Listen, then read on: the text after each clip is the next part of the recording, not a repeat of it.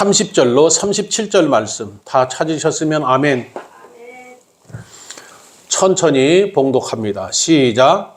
예수께서 대답하여 가라사대 어떤 사람이 예루살렘에서 여리고로 내려가다가 강도를 만나매 강도들이 그 옷을 벗기고 때려 거반 죽은 것을 버리고 갔더라. 마침 한 제사장이 그 길로 내려가다가 그를 보고 피하여 가고 또 이와 같이 한 레위인도 그곳에 이르러 그를 보고 피하여 가되 어떤 사마리아인은 여행하는 중 거기 이르러 그를 보고 불쌍히 여겨 가까이 가서 기름과 포도주를 그 상처에 붓고 싸매고 자기 짐승에 태워 주막으로 데리고 가서 돌보아 주고 이튿날에 데나리온 둘을 내어 주막 주인에게 주며 가로되 이 사람을 돌보아 주라. 부비가 더 들면 내가 돌아올 때 갚으리라 하였으니 내 의견에는 이 세 사람 중에 누가 강도 만난 자의 이웃이 되겠느냐? 가로되 자비를 베푼 자이다. 예수께서 이르시되 가서 너도 이와 같이 하라 하시니라. 아멘. 살아계신 하나님 아버지, 오늘 우리에게 누가복음 10장 30절로 37절 말씀을 주셨습니다.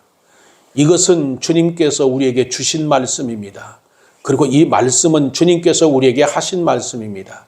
이제 주님께서 하신 말씀을 우리가 마음에 받을 뿐만 아니라 주님께서 오늘 우리에게 무엇을 말씀하시는지 마음으로 들을 수 있도록 생각에 주님께서 마음에 역사하옵소서. 또한 말씀을 들을 때 마음의 생각의 잡념들이 예수 이름으로 다 떠나게 하시고 오직 하나님의 말씀을 마음에 받는 놀라운 역사가 이 시간에 있게 하여 주시옵소서. 하나님의 말씀을 마음으로 받을 때 그곳에 따르는 표적이 있다 했사오니 주님께서 역사하셔서 말씀의 능력이 그 마음에 놀라운 능력으로 임재하시고 나타내 보여 주시옵소서. 예수의 이름으로 기도옵나이다. 아멘. 오늘 본문 말씀은 여러분이 다 잘 알고 있는 내용이에요. 예수님을 믿는 사람이건 안 믿는 사람이건 우리나라 법에서도 그렇고 여러 나라에서 착한 선한 사마리아인의 법이라는 것을 만드는 얘기이기 때문에 대부분 선한 사마리아인에 대한 그 비유에 대해서 많이 듣고 알고 있습니다. 그래서 선하고 착한 사마리아인의 법을 만들었는데 그 착하고 선한 사마리아인의 법이 뭘까? 그것은 바로 선의의 응급 구조를 하거나 어떤 행위를 했을 때 우리가 선을 행해서 어떤 사람이 어떤 처지인데 그 사람을 도와주다가 무슨 일이 발생했을 때 그 모든 일을 면제해 주는 법도 있어요. 또 하나는 무엇을 말하는가? 어떤 사람이 위기에 처해 있고 어떤 급박한 상황에 있는데 내가 그를 도울 수 있는데 그것을 도와주지 않는다면 그것도 법에 접촉된다. 그래서 그 사마리아인의 법을 만들었어요. 문제는 뭐냐? 예수님께서 이 사마리아인의 사마리아인의 비유를 말씀하셨는데 이 사마리아인의 비유가 착하고 선한 일을 하기 위해서 만들어진 법이냐? 아니면 다른 뜻이 있는가라는 것입니다. 이 세상의 모든 사람들은 뭐라고 말합니까? 학교에서도 그렇고 어느 교육기관에서 그리고 또 각자의 가정에 예수님을 믿던 간에 각자 집에서 착하게 살아라. 선하게 해라. 착한 일을 많이 해야 된다. 선한 일을 많이 해야 좋은 곳으로 간다. 그렇게 가르치고 있습니다. 뿐만 아니라 모든 종교에서도 그렇게 가르칩니다. 착하고 선하게 살아야 좋은 곳에 갈 뿐만 아니라 천당에 갈 수 있다. 그렇게 말하고 있습니다. 그러면 예수님께서도 그와 같이 세상에서 말하는 것과 또 다른 종교에서 말하는 것과 같이 착하고 선하게 살아라 라는 것을 주님께서 말씀하시는 것일까? 오늘 선한 사마리아인의 비유를 통해서 예수님이 말씀하신 그 참된 그 근본의 뜻이 무엇인가? 본문 말씀의 내용을 살펴보면 그렇습니다. 어떤 사람이 예루살렘에서 여리고로 내려가다가 강도를 만나고 그 강도들이 그의 옷을 벗기고 때려 거반 죽게 됐는데 그 거반 죽게 된 그 사람을 그대로 내두고 가버렸다 그랬어요. 가버렸는데 그때 마침 그곳을 지나가던 한 제사장이 그 길을 가다가 그 강도 만난 사람을 보고 피하여 갔다라고 했습니다. 그리고 또 한 사람 레위인도 그곳을 가다가 피하여 갔다. 그런데 어떤 사마리아인이 여행 중에 거기에 이르러 그를 보고 불쌍히 여기고 가서 기름과 포도주를 그 상체에 붓고 싸매고 자기 짐승에 태워 주막으로 데리고 가서 돌보아주고 그 이튿날 데나리온 2를 내어 주막 주인에게 주며 말하기를 이 사람을 좀 돌봐줘라. 그리고 혹시 부비가 비용이 더 들면 내가 다시 돌아와서 갚으리라 라고 했습니다. 그런데 이 말씀을 누구에게 했느냐? 율법사에게 했다는 것입니다. 그리고 그 율법사에게 묻기를 36절에 내 의견에는 이 세 사람 중에 누가 강도 만난 자의 이웃이 되겠느냐라고 물었어요. 그랬더니 예수님의 말씀을 들은 그 율법사가 예수님께 말합니다. 가로되 자비를 베푼 자이니다. 그러자 예수님께서 이르시되 가서 너도 이와 같이 하라. 이렇게 말씀했어요. 이 말씀은 율법사에게 예수님께서 사마리아인의 비유를 통해서 율법사에게 내 이웃이 누구인가를 알게 하기 위한 그 동기가 거기가 있었다 그 말입니다. 그러면 율법사에게 이 사마리아인의 비유를 말씀하시게 된 동기는 뭘까? 그것이 앞절인 25절로 29절 내용을 봅니다. 거기 보면 한 율법사가 예수님을 시험하여 말하기를 선생님, 내가 무엇을 하여야 영생을 얻을 수 있습니까? 라고 묻자 예수님께서 그 율법사에게 말하기를 너는 율법사지. 그러면 율법에 어떻게 기록되었느냐? 내가 어떻게 그것을 읽느냐? 라고 물으니까 그 율법사가 말하기를 내 마음을 다하고 목숨을 다하며 힘을 다하여 뜻을 다하여 주 너희 하나님을 사랑하고 또한 내 이웃을 내 몸같이 사랑하라 하였나이다 라고 말씀을 했어요. 그래서 율법사의 말을 들은 예수님께서 그 율법사에게 말하기를 그래 내 대답이 옳다. 이를 행하라. 그리하면 살리라 하니라. 그렇게 말씀하십니다. 그러자 그 말을 들은 율법사가 자기를 옳게 보이려고 예수님께 다시 여쭈며 말하기를 그러면 내 이웃이 누굽니까? 라고 묻자 예수님께서 율법사에게 말하기를 내 이웃이 누군지 이에 대해 알게 하기 위해서 사마리아인의 비유를 말씀하시게 되었다 그 말입니다. 그렇다면 오늘 본문 말씀에 등장한 율법사, 그는 누구이며 어떤 사람인가? 율법사는 어떤 사람인가? 율법사라는 사람은 바로 율법에 능통한 자예요. 하나님의 말씀에 능통한 자고 성경에 대해서 능통한 사람이에요. 그러니까 율법을 해석도 하고 율법을 가르치기도 하고 그런 율법에 능통한 사람이에요. 그래서 예수님이 그 즉시에 물으니까 율법을 줄줄줄 말하는 거예요.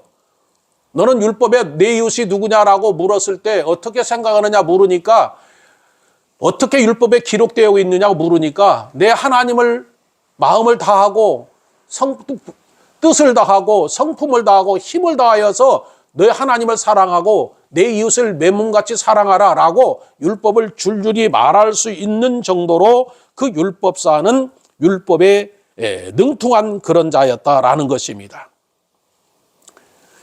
여기서 우리가 하나 생각할 것은 예수님께서 율법사에게 내가 알고 있는 율법대로 이렇게 행하면 네가 내 하나님을 사랑하고 내 이웃을 내 몸같이 사랑하면 구원을 얻는다라고 우리가 잘못 생각할 수 있어요. 왜? 예수님이 내가 율법을 뭐라고 기록하고 있느냐? 내가 율법을 들었다, 율법에 기록된 대로 내가 행하면 너가 영생을 얻을 것이다 라고 말씀했기 때문에 그렇게 생각할 수도 있습니다. 여러분 어떻습니까? 예수님께서 율법사에게 내가 율법을 다 지키면 네가 구원받을 수 있다라고 말씀하신 것은 오늘날 우리에게도 너희도 율법을 다 지켜야 구원받는다라고 말씀하고 있어서 그 뜻을 말하고 있는가? 여러분 한번 생각해 보시기 바랍니다. 우리가 율법을 다 지킬 수 있습니까? 여러분 율법사가 기록된 율법대로 여러분 하나님을 목숨을 다하고 마음을 다하고 목숨을 다해서 사랑할 수 있어요? 사랑할 수 있습니까? 없습니까? 못해요. 자, 그럼 또 하나. 두 번째로, 내 이웃을 내 몸같이 사랑하라고 그랬어요. 내 형제도 내 몸같이 사랑하지 못하는데 내 이웃을, 피도 섞이지 않는 내 이웃을 내 몸같이 사랑할 수 있습니까? 그 얘기는 뭐냐? 율법을 우리가 지킬 수 없다라는 것을 말하는 거예요. 무슨 얘기냐면 우리는 하나님의 말씀대로 살 수 있어요, 없어요? 살 수 있다라는 것을 말하는 게 아니에요. 예수님께서도 지금 율법사에게 그렇게 물었던 것은 율법사가 지금 어떤 마음을 가지고 있는 것을 예수님이 알았어요. 왜 그렇게 알았을까? 율법사가 뭐라고 말합니까? 자기를 옳게 보이려고 했다 그랬어요. 그러니까 그것을 알고 지금 예수님께서 말씀하신 것입니다. 중요한 것은 율법을 주신 이유가 뭘까? 율법을 주신 그 이유는, 우리에게 율법이 준 것은 하나님께서 죄가 무엇인지를 깨닫게 하기 위해서 율법을 주신 거예요. 우리가 죄가 뭔지를 몰라요. 그런데 율법이란 법을 보니까 율법에 이런 것이 죄다라는 것을 알게 해주는 거예요. 그래서 사도 바울도 로마서 3장 20절에 그렇게 말하고 있어요. 그러므로 율법의 행위로 그의 앞에 의롭다 하심을 얻을 육체는 하나도 없다.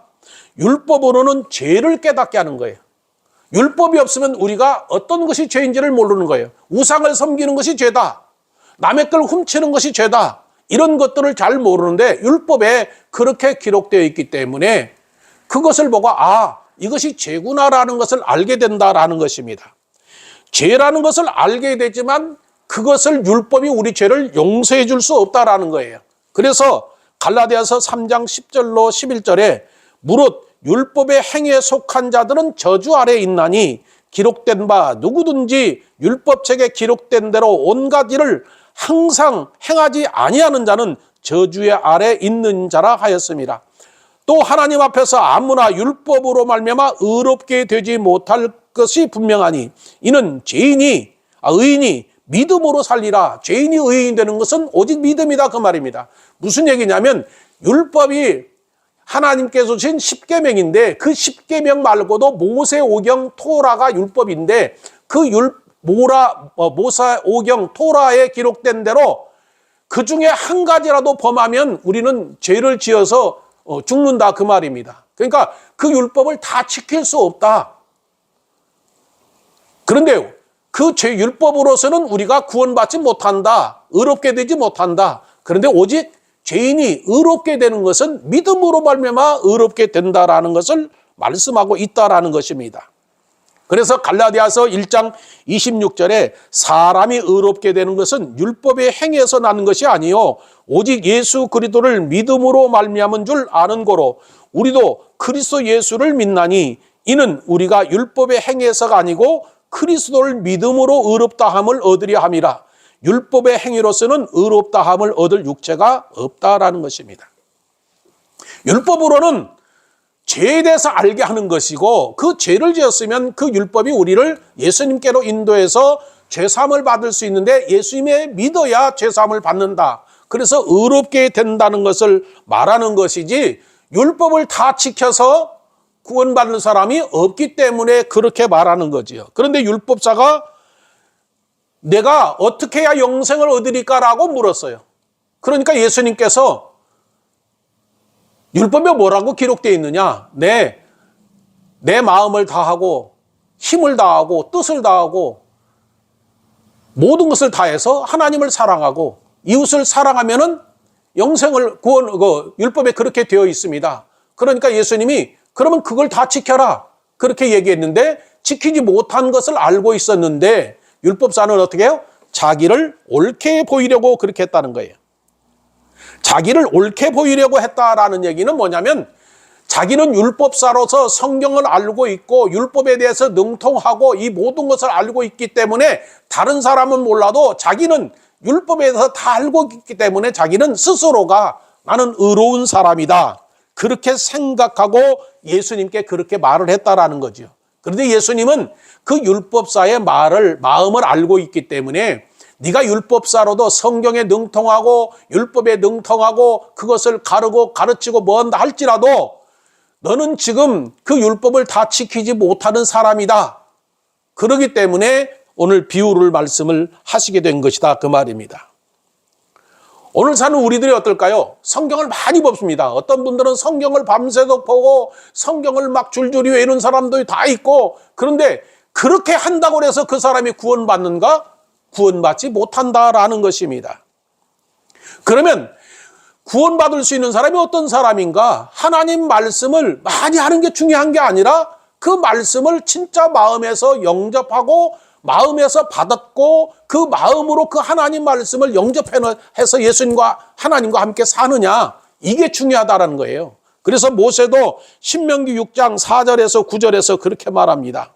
이스라엘아 들으라, 우리 하나님 여호와는 오직 하나인 여호와시니 너희는 마음을 다하고 성품을 다하고 힘을 다하여 내 하나님 여호와를 사랑하라. 사랑하는데 어떻게 해야 되느냐?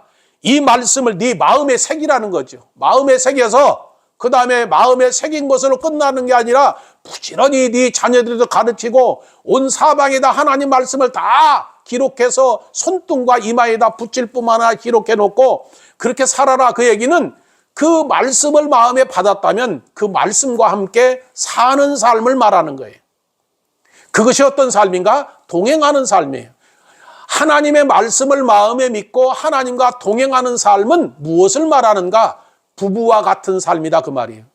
부부는 매일같이 함께 사는 것처럼 하나님이 네 신랑이고 너는 신부로서 하나님과 함께 사는 삶, 그 사람이 구원받은 사람이고 그 사람이 하나님의 사람이다라는 것입니다. 그래서 에스겔 선지자도 이제 하나님의 마음을 우리가 어떻게 두고 살 수 있는가?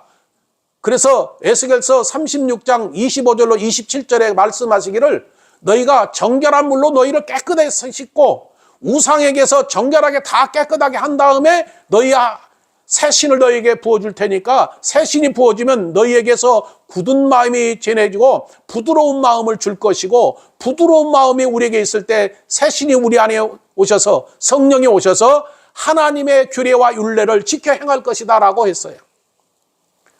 하나님의 규례와 율례를 어떻게 우리가 다 지킬 수 있는가? 못 지키는 거예요. 율법은 못 지키는데 그래서 그것을 다 이루신 예수님이 이 땅에 오셨다라는 것입니다. 그래서 예수님이 이 땅에 오셔서 마태복음 5장 17절에서 내가 율법이나 선지자를 폐하러 온 것이 아니라 완전케 하기 위해서 왔다라는 거예요. 무슨 말씀이냐? 하나님의 말씀이신 예수님이 육신을 입고 이 땅에 오셨는데 그 예수님이 하나님의 말씀이요, 예수님의 말씀이 율법이요, 그 예수님이 모든 것의 주인이 바로 예수님이라는 것을 말하는 거지요. 그런데 그 모든 것을 예수님께서 다 이루셨기 때문에 우리가 예수님을 믿으면 어떻게 되는 거예요?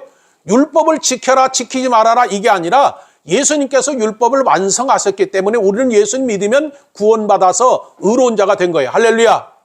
여러분은 하나님의 자녀가 되었어요. 어떻게 하나님의 자녀가 됐어요?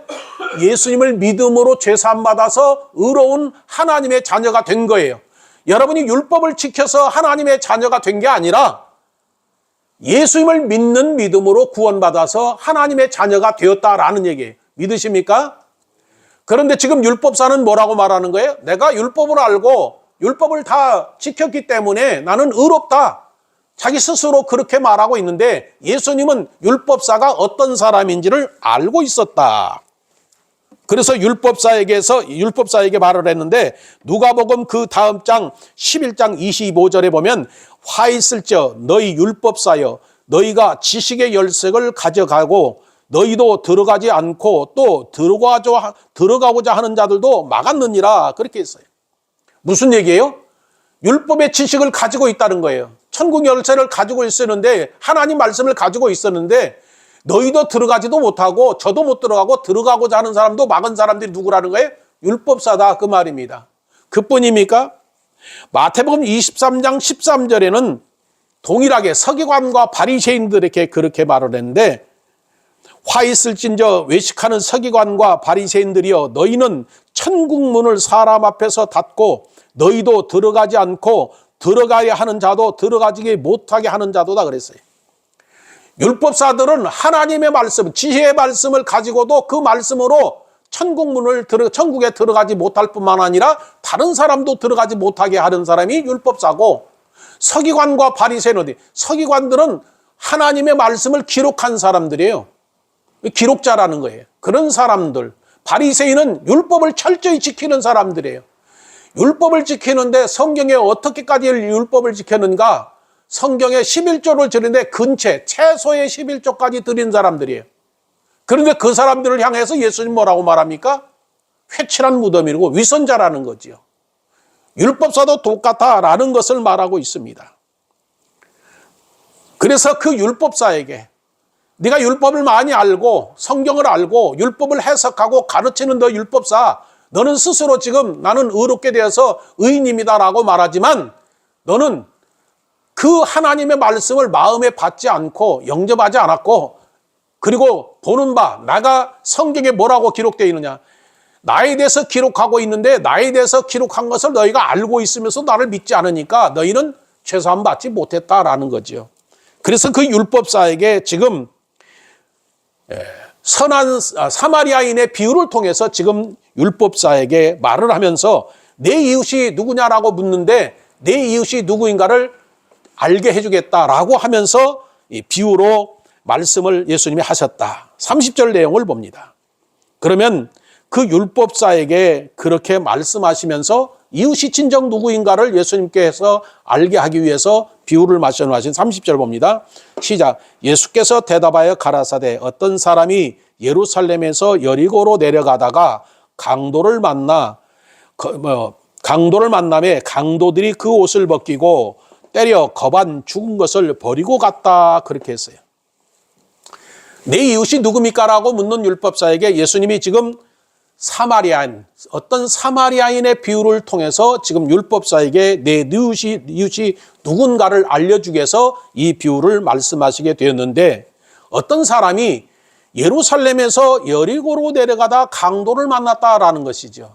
그러면 어떤 사람은 누구고 또 강도는 누구고, 그리고 제사장과 레위인 또 어떤 사마리아인은 누구인가? 먼저 어떤 사람은 예수님께서 예를 들어서 말씀한 사람이에요. 예를 들어서 어떤 사람을 말했는데 그것은 율법사에게 예를 들어서 내가 한 사람에 대해서 비유를 얘기하면서 이제 설명해 주기 위해서 어떤 사람을 예를 들었다라는 것이죠. 그래서 그 어떤 사람이 예루살렘에서 여리고로 내려가다가 강도를 만났고, 또 강도가 처음에는 한 사람이 줄 알았는데 강도들이라고 되어 있어요. 그러니까 강도떼를 만나서 그 강도들이 어떻게 했는가, 옷을 벗기고 때리고 거반죽가 된 것을 버리고 갔다. 그러면 예루살렘에서 여리고로 내려갔는데 강도들을 만났다. 그러면 예루살렘은 어떤 것이고 여리고는 어떤 곳인가를 우리가 알아야 되고, 또 내려가는 과정에 무엇이 있어서 강도들을 만나게 되었는가, 이것도 알아야 된다라는 것입니다.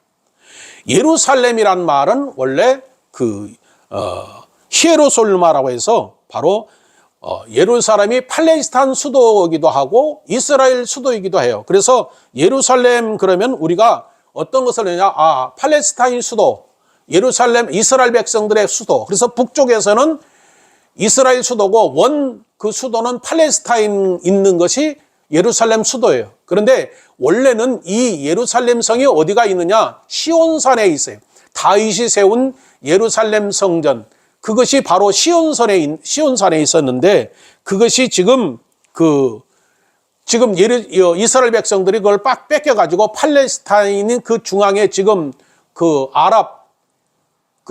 무슬림이 섬기고 있는 그 성전이 된 것이 그곳이에요. 그래서 지금도 그 이스라엘 백성들이 그 예루살렘 성전을 찾아가지고 성전을 지으려고 하는 사람들이 지금 그 사람들이에요.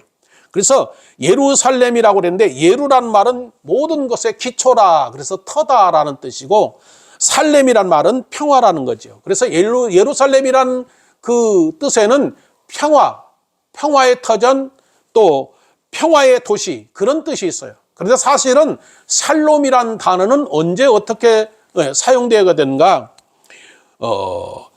사사기 6장에 보면 기드온이 이스라엘 백성들의 사사가 되었을 때, 그때 하나님께서 기드온에게 말합니다. 내가 너를 이스라엘 사사로 세울 뿐만 아니라 미디안을 너희 손에 붙이겠다. 그렇게 말을 했어요. 그러니까 그 기드온이 하나님께 나 같은 사람이 어떻게 사사가 될 수 있으며 어떻게 내가 그 막강한 미디안을 내 손에 붙여서 내가 승리할 수 있겠습니까? 그것을 진짜로 하나님이 나를 사사로 세우셨다면 나에게 표적을 보이십시오. 그리고 하나님께 제단을 쌓고 음식을 차려놓고 번제를 드렸는데 그때 하나님의 지팡이가 나타나서 그 제단에 손을 대니까 그때 불이 일어났어요. 불이 일어나니까 그것을 보고 하나님의 임재라는 것을 이제 기드온이 알았어요. 기드온이 알고 하나님께 기도합니다. 하나님, 이제 내가 망하게 되었구나. 내가 하나님을 배웠으니 내가 죽게 되었습니다. 그러고 나서 머리를 떨구고 있는데 그때 하나님이 나타나서 두려워하지 말라. 너가 죽지 않을 것이다. 네가 지금 알고 있는 것은 뭐냐? 하나님을 본 사람은 다 죽는다고 그랬는데 네가 나를 보았어도 너는 죽지 않는다 라고 말을 하니까 그 말을 듣고 기드온이 그곳의 이름을 단을 쌓고 여호와 샬롬이라 그렇게 했어요. 그래서 샬롬이라는 것은 뭐예요? 죽음에서 죽지 않고 다시 사는 것을 말하는 거예요. 그러니까 샬롬이라는 단어는 우리가 평화, 평안 이런 말을 생각을 하고 있는데 실제로는 너는 죽지 않고 산다라는 뜻이 샬롬이라는 거예요. 할렐루야. 그러니까 샬롬이라는 것이 안녕하십니까? 평안함 이게 아니라 너는 하나님을 믿으면 하나님이 너와 함께하기 때문에 너는 죽지 않고 산다라는 뜻에서 샬롬이라는 단어를 사용하게 되었다 그 말입니다. 그러면 예루살렘이라는 것은 바로 어떤 곳인가? 예루살렘은 하나님이 계시는 곳이라는 거예요. 하나님의 임재하는 곳을 우리가 볼 수 있다. 그래서 성경에서도 요한계시록 3장 12절이나 요한계시록 21장 2절이나 히브리서 12장 22절에 보면 바로 시온산에 있는 예루살렘 성전은 하나님이 계시는 곳이다라는 거예요. 그래서 요한계시록 새 예루살렘이라는 것도 바로 하나님의 임재하심과 역사하심을 말하고 있다라는 거예요. 그런데 그 예루살렘 성전은 어디가 있느냐? 예루살렘은 고지대에 750m, 해발 750m 높은 고지대가 바로 예루살렘 성전이 있어요. 반대로 여리고성은 어떤가? 여리고성은 예루살렘이 750m 고지대에 있다면 여리고는 250m 정도의 저지대에 있어요. 그러니까 750m에서 250m니까 그 내려오는 그 길이 있다. 그 저지대에 있다라는 거예요. 그런데 그 여리고라는 뜻은 바로 뭘 뜻하냐? 히에르고란 말에서 달을 중심이다. 그래서 달을 우상으로 섬기는 곳이 바로 여리고성이다라는 거지요. 근데 그 여리고는 어떤 곳인가? 여호수아에서 보면은 난공불락성이 여리고성이에요. 그러니까 사람의 힘으로는 무너뜨릴 수 없는 견고한 성이 여리고성이에요.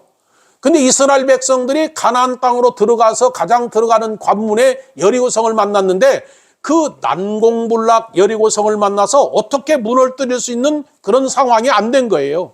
그런데 하나님께 기도했더니 여호수아에게 하나님께서 말씀하시기를 너는 매일같이 여리고성을 하루에 한 바퀴 돌고 마지막 7일에는 7일째에는 7바퀴를 돌아라. 그래서 돌기 시작했어요. 그러면 첫날부터 7일까지 몇 바퀴를 돌았습니까? 13바퀴요. 13바퀴. 첫날에서 6일까지는 한 바퀴고 7일째는 7바퀴니까 13바퀴를 돈 거예요. 13바퀴를 돌고 그 다음에 제사장은 나팔을 부르라고 그랬어요. 그 제사장은 나팔을 불고 이스라엘 백성들은 여리고성아 무너져라 외치라고 그랬어요. 그러니까 나팔을 불고 여리고성을 무너져라라고 외치니까 그 견고한 여리고성이 무너졌어요. 중요한 것은 여리고성이 무너지고 난 이후에 하나님께서 여호수아에게 뭐라고 말을 했느냐? 여호수아서 6장 26절에 여호수아가 그 백성에게 맹세로 무리를 경계하여 가로되 이 여리성을 누구든지 일어나서 건축하는 자는 여호와 앞에서 저주를 받을 것이요 그 기초를 쌓을 때 장자를 잃을 것이요 문을 세울 때 차자를 잃을 것이다. 그래요. 이게 무슨 얘기냐? 여리고는 하나님으로부터 저주받은 곳이다 그 말이에요. 자, 예루살렘은 하나님의 임재하심과 하나님이 함께하는 곳을 말하는 거고 여리고는 뭐예요? 하나님을 떠난 사람들이 저주를 받는 곳이 여리고성이다 그 말이에요. 그 얘기는 뭐냐? 하나님이 사람을 짓고 창조했는데 그 하나님이 하나님을 떠나면 저주받아서 죽음에 이르게 된다라는 뜻이에요. 또 하나, 하나님을 예루살렘의 성에서 하나님을 믿고 있다가 하나님을 떠나서 여리고로 내려가면 그 사람도 저주받아서 죽는다라는 것을 말하는 거예요. 그러면 그 어떤 사람은 어떤 사람이에요? 하나님이 지은 사람이고 죄인을 말하는 거지요. 그래서 그 사람이 떠나면 하나님께로 돌아오면 그 사람이 살 수 있지만 하나님을 떠나면 죽는다라는 그런 뜻을 담고 있다라는 거지요. 그러면 강도는 누굴까? 강도는 어떤 사람을 말할까? 강도들이라고 했는데 그것은 강도들은 남의 것을 빼앗고 약탈하고 또 죽이는 것까지 하는 것.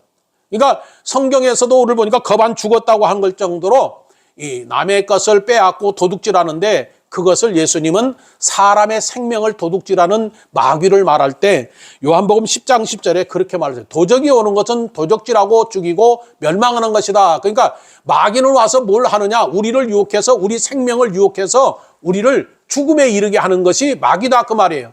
그래서 생명을 도둑질한다라는 거예요. 물건을 도둑질하는 것도 도둑이지만은 사람의 영혼, 생명을 도둑하는 것이 마귀다라는 거예요.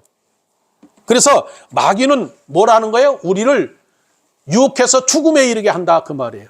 그래서 하나님을 떠난 모든 사람들은 누구의 자녀예요? 마귀의 자녀예요. 그래서 예수님께서도 예수님을 믿지 않는 유대인들을 향해서 요한 8장 44절에 그렇게 말해요. 너희는 너희 아비 마귀에서 났다. 마귀에서 있기 때문에 너희 아비가 거짓말한 것처럼 너희도 거짓말하고 유혹하고 죽이는 것이다. 그 이유는 뭐냐? 너희 안에 하나님이 없기, 진리가 그 속에 없기 때문에 너희가 거짓말하고 살인을 하고 죽이는 것인데 마귀가 최초의 사람을 죽인 사람이다. 그것을 말씀하고 있다 그 말입니다. 그래서 우리 마음에 하나님이 계시지 않으면 마귀가 우리를 지배해서 죽음에 이르게 한다. 그렇기 때문에 여러분에게 어떻게 하든지 마음에 하나님을 믿고 영접해서 예수님과 함께 사는 삶을 살아야 된다라는 거지요. 그래서 잠언서에도 뭐라고 말합니까? 무릇 지킬 만한 것보다 더욱 내 마음을 지켜라. 생명의 근원이 예서남이라라고 말씀하셨던 것입니다. 그리고 예수님께서도 오신 것이 왜 오셨느냐? 우리를 죄에서 저주에서 죽음에서 구원하는 것도 있지만은 우리로 하여금 죄를 짓게 하고 죽음에 이르게 하는 그 마귀를 멸하기 위해서 예수님이 이 땅에 오셨다. 그래서 그것을 깨달은 사도 요한은 요한일서 3장 8절에 그렇게 말하는 게 하나님의 아들이 나타나신 것은 마귀를 멸하고 마귀의 일을 멸하기 위해서 주님께서 이 땅에 오셨다 그 말입니다. 그런데 강도가 어떻게 하는 거예요? 예루살렘에서 여리고로 내려가는데 그 강도가 나타났다라는 거죠. 그런데 실제로 예수님이 당시에 예루살렘에서 여리고로 내려가는 그 길이 조금 협착하다는 거죠. 그리고 그 골짜기가 어둡침침하기 때문에 강도들이 그 중간에 숨어 있다가 실제로 그렇게 사람들을 그 여리고로 내려가는 사람, 예루살렘에서 여리고로 내려가는 사람들의 물건을 빼앗고 강탈하고 하는 그 강도들이 그 주위에 있었다 그 말입니다. 그래서 그것을 비유로 들어서 말을 했는데 그 강도가 바로 마귀와 같은 존재다 그 얘기를 하고 있는 거죠. 근데 그 강도가 그 예루살렘에서 여리고로 내려간 사람을 어떻게 했는가? 옷을 벗겼다 그랬어요. 옷을 벗겼다. 옷을 벗겨. 강도가 물건만 빼앗았으면 되지 왜 옷을 벗겼을까요? 물건만 빼앗아 가면 되지 옷을 왜 뺏어가요? 벗겨요. 옷도 가죠. 옷을 벗겼다고 그랬어요. 빼앗아 갔다 소리가 없어요. 벗겼다 그랬어요.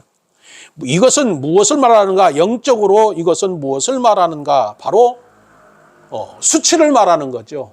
죄를 지은 자의 수치. 그러니까 무슨 얘기냐면 예수님을 믿다가 여리고로 내려가는 사람들에게 뭐예요? 의의 옷을 입었던 사람들이 의의 옷을 벗겼다는 것도 말하는 거고 또 하나님을 믿지 않았던 사람들이 죄를 지은 죄의 수치를 말하는 거예요. 그런데 그들에게는 반드시 어떤 옷을 입어야 되는 거예요? 하나님을 믿어서 의로운 의의 옷을 입어야 되고 예수님을 믿어서 예수 그리스도의 옷을 입어야 된다. 그것이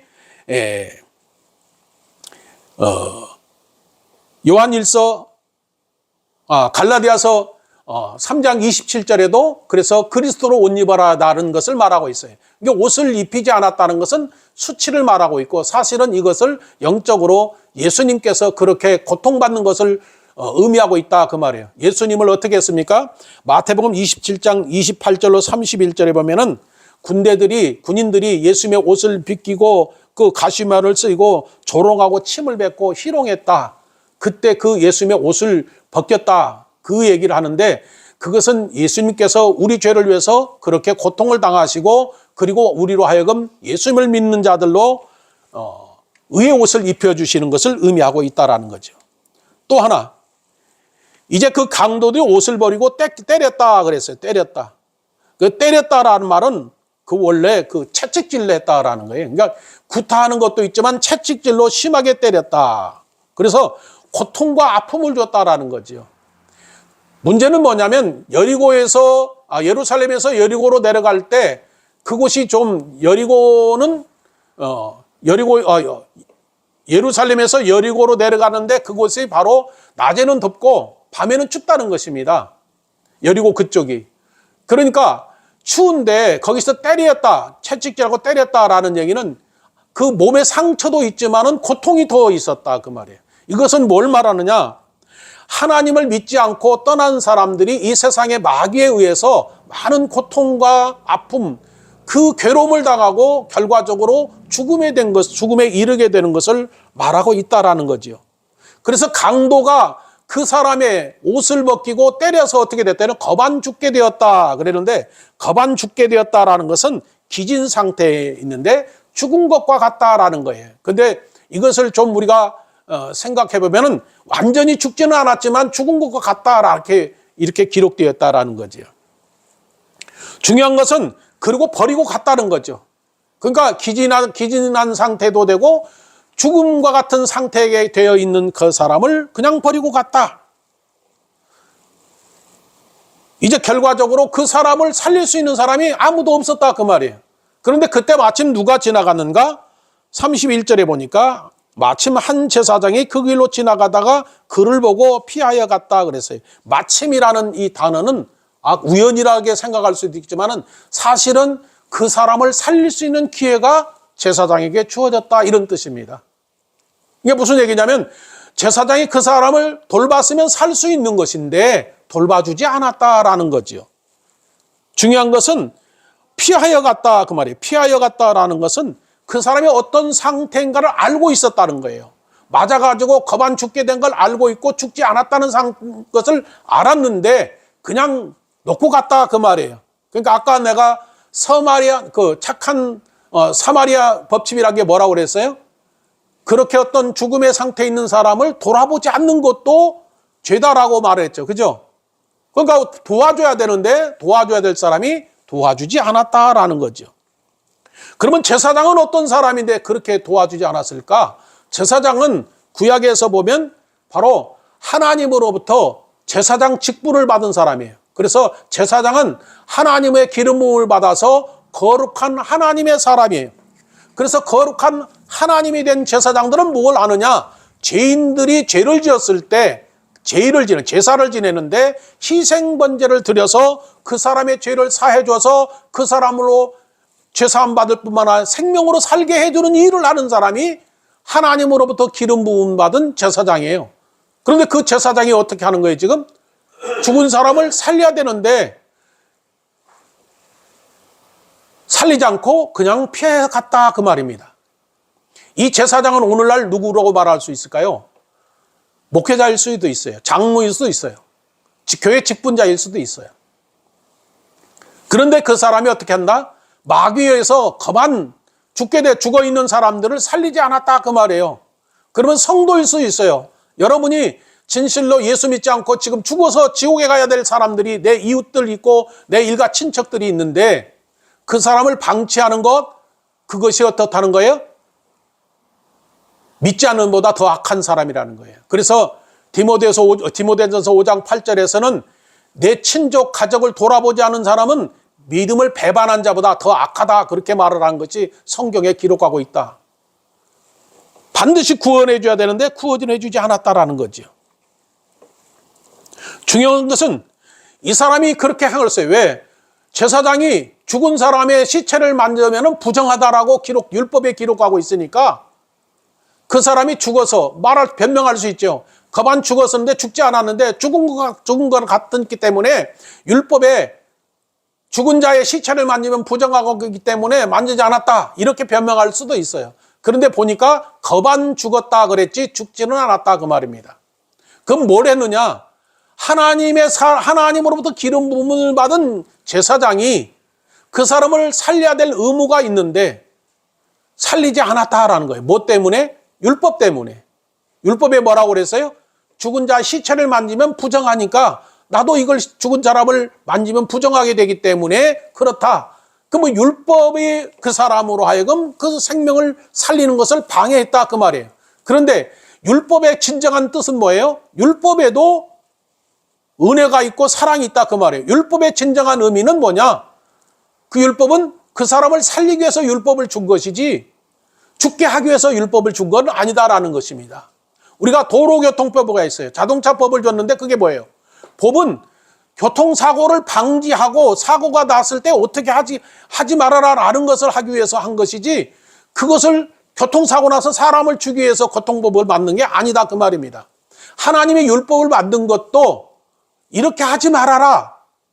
사람이 생명이 소중하다는 것을 알고 있는데 그것을 생각지 않고 죽은 자의 몸에 손을 대면 부정한 것이다 라고 해서 손을 대지 않았다라고 변명할 수 있다라는 것이요. 그러나 율법 안에는 하나님의 사랑이 있고 율법 안에는 바로 예수님이 있다라는 것을 말하고 있다라는 것입니다.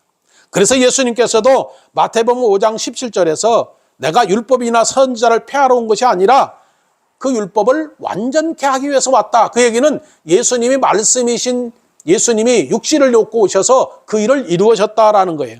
그것을 깨달은 바울은 로마서 10장 3절에서 예수님께서 믿는 자에게 모든 율법을 마치려 함이라라고 기록하고 있는데 이게 대해서 그리스도는 모든 믿는 자에게 의를 위하여 이루기 위하여 율법을 마침이 되었다 그랬어요. 예수님이 율법을 마태복음 5장 17절에는 완전하게 하기 위해서 오셨다. 그 바울은 율법을 마쳤다 그렇게 기록하고 있는데 예수님을 믿음으로 율법은 끝났다라는 것이죠. 왜? 예수님이 그걸 다 이루셨기 때문에. 그런데 제사장은 자기가 생명을 살려야 될 사람이 살리지 않고 지나갔다라는 것을 말하고 있습니다. 또 하나, 레위는 어떤 사람인가? 레위는 바로 그 누구의 아들이 레위 자손이 되었는가? 바로 야곱과 그 레아에게서 낳은 세 번째 아들이 레위예요. 그 레위는 이제 그 레위 지파로 돼서 레위 자손이 되었는데 그 레위 자손들은 어떤 사람들인가? 하나님의 성막이나 성전에서 일을 하고 성막이나 성전을 지키고 또 법궤가 옮겨갈 때 그것들을 주위에서 이렇게 지키고 함께 했던 사람들이 레위인이에요. 그 얘기는 무슨 얘기냐?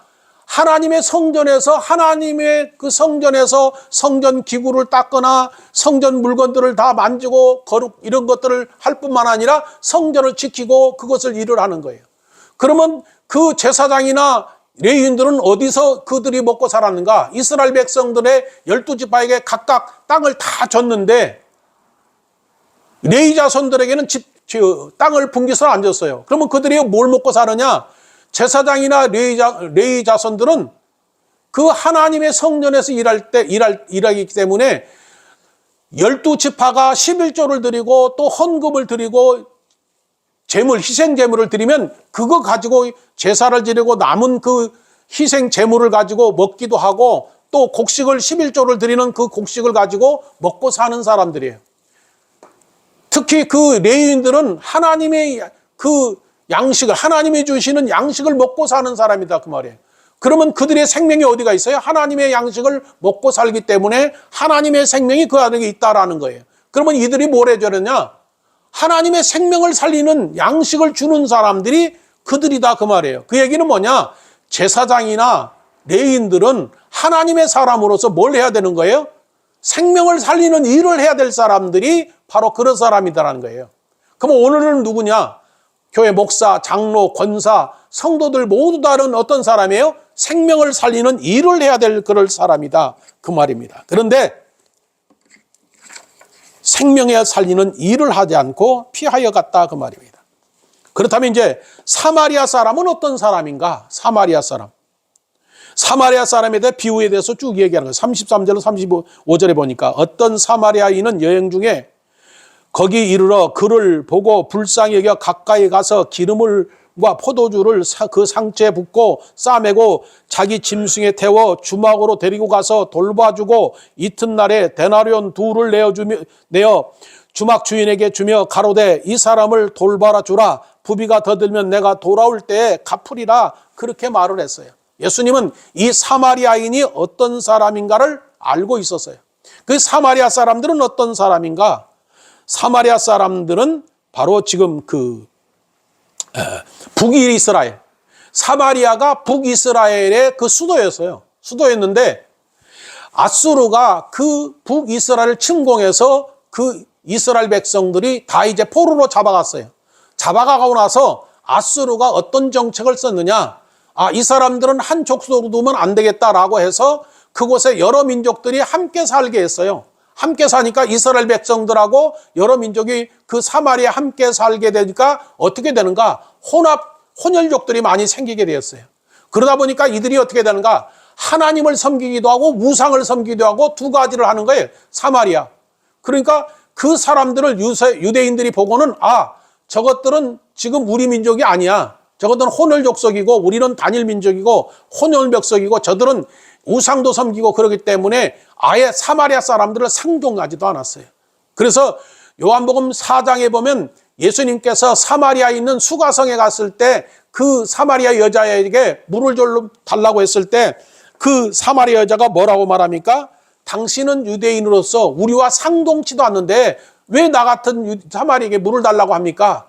그 상종치 않았다는 것은 일절왕래를 안 하고 그 어떤 것도 안 하고 그냥 발길을 끊었다라는 거예요. 그런데 그 사마리아인을 지금 예수님이 비유로 했어요. 왜 예수님이 사마리아인을 비유로 들었을까? 거기는 요한복음 8장 47절로 49절로 우리 한번 찾아봅니다.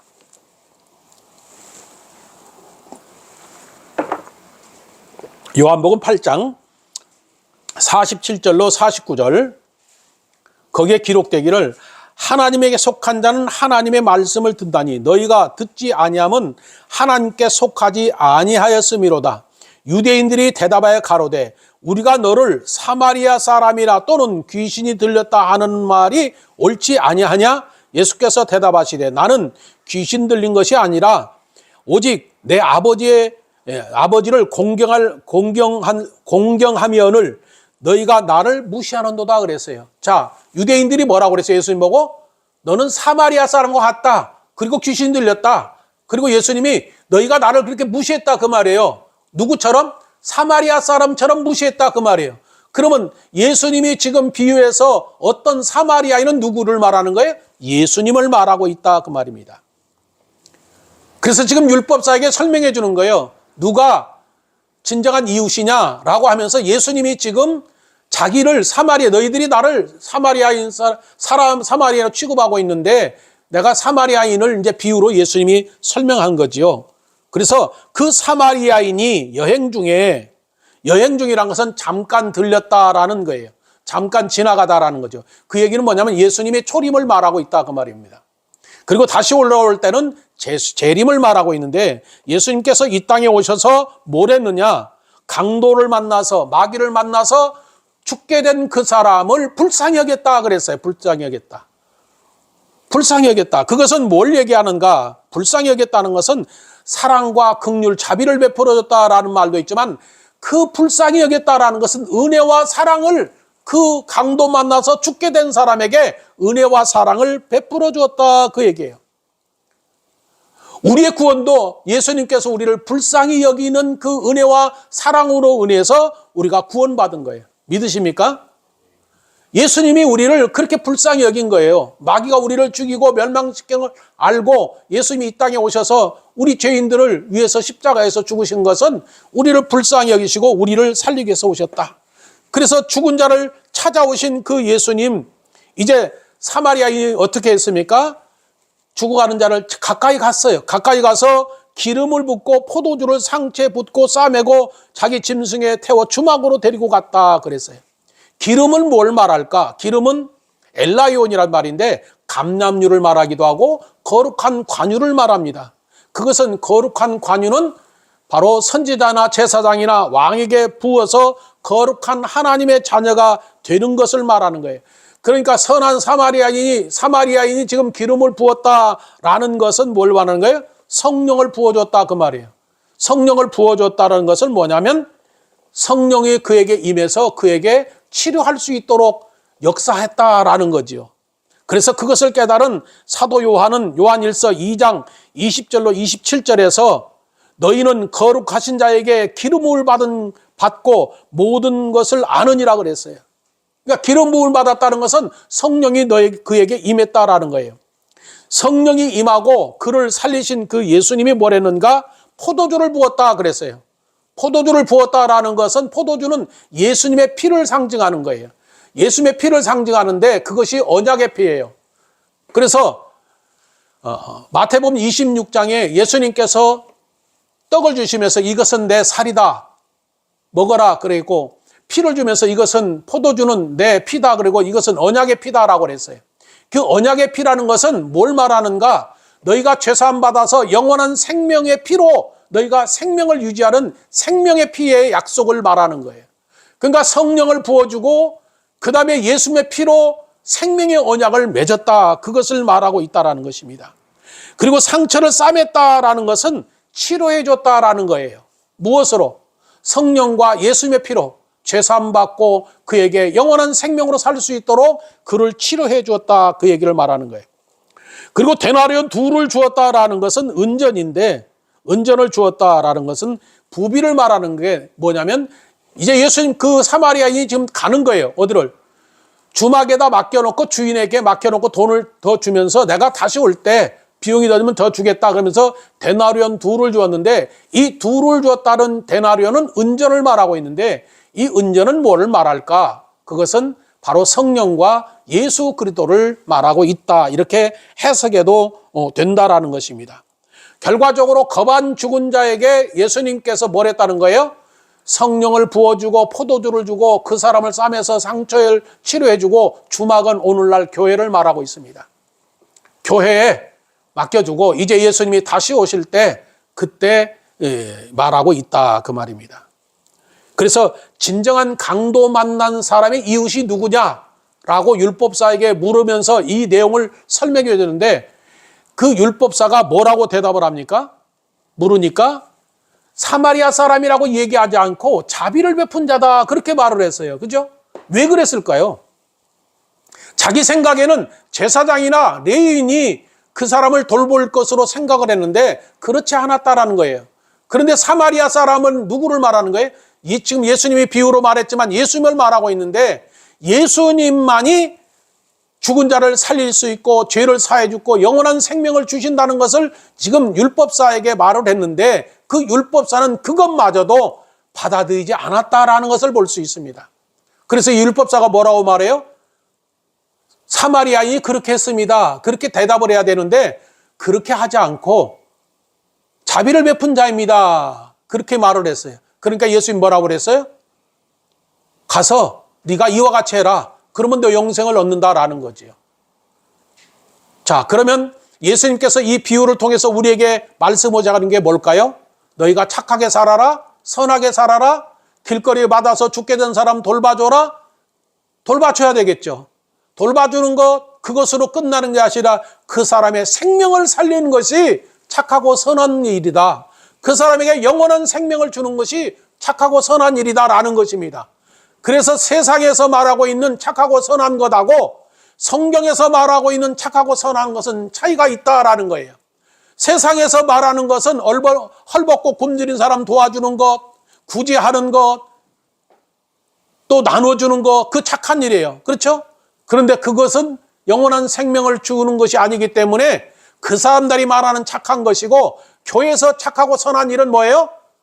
없으면 돈도 줘야 되겠죠. 그렇죠? 나눠줘야겠죠. 옷도 줘야 되겠죠. 그런데 그것을 줘서 그것으로 끝내는 게 아니라 그것을 통해서 그들의 생명을 살려서 영생을 주는 것이 착하고 선한 것이다. 할렐루야. 여러분은 뭘 해야 됩니까? 이제 돈이 없어서 돈 없는 사람들이 달라고 하면 돈도 줘야 되겠죠. 없으면 못 주지만. 그죠?